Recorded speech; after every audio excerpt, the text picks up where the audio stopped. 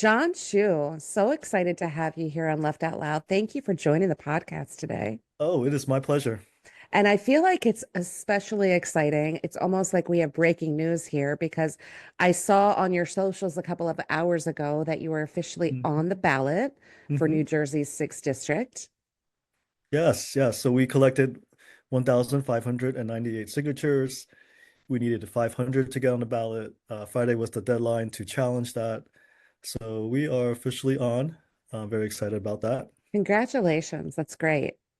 And so why don't we start with, if you don't mind, tell me a little bit about your background and Mhm. sort of what motivated you to run for Congress. Oh, sure. So I was a Bernie Sanders delegate. I was uh, the coordinator for the campaign in 2020 in Middlesex County and Monmouth County, which encompasses my congressional district. Mhm. So I traveled to Iowa, traveled to New Hampshire for those campaigns.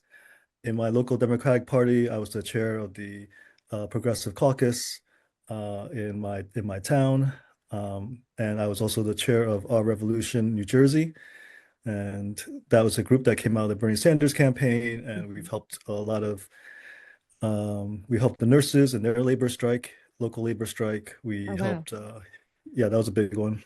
We helped some steel workers in their local strike.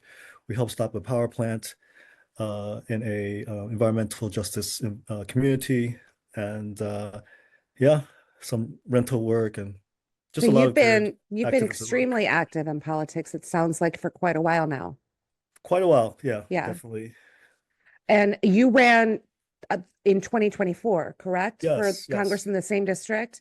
yes. So, tell me, like, has your thinking changed at all in terms of your approach to running Mm. this time around? We just had Mhm. our last guest, Victoria Broderick, is running in Tennessee, and she ran in 2024 against the incumbent.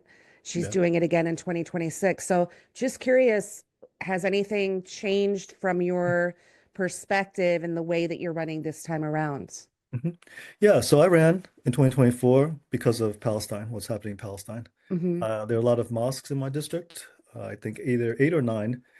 And I was visiting one of the mosques for community outreach. One of the leaders started talking with me, and he was expressed concern about our congressperson, who's actually probably the second worst person in the House of Representatives when it comes to Israel and funding Israel. And Hmm. yeah, so he asked me to run.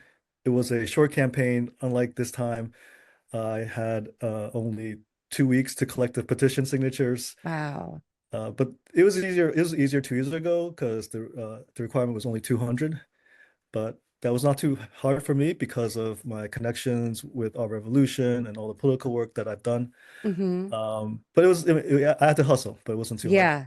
Yeah. Yeah, yeah. But yeah. So fast forward 2 years later, I decided to run. This time I started last April.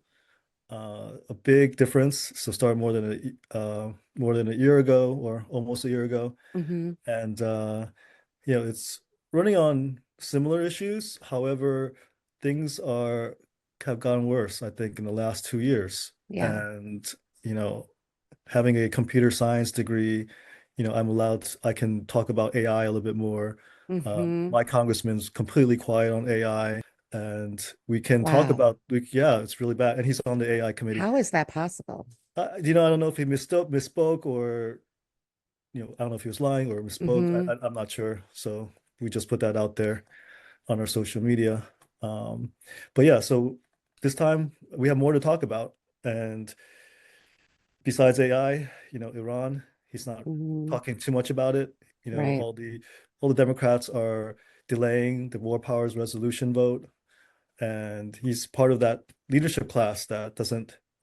He might not be the one on the committee blocking it, but he's not talking about it. Hmm. Talking about like what we can do, right? Right. So, no, he's definitely not doing everything in his power to keep us out of war, out of a ground invasion with Iran.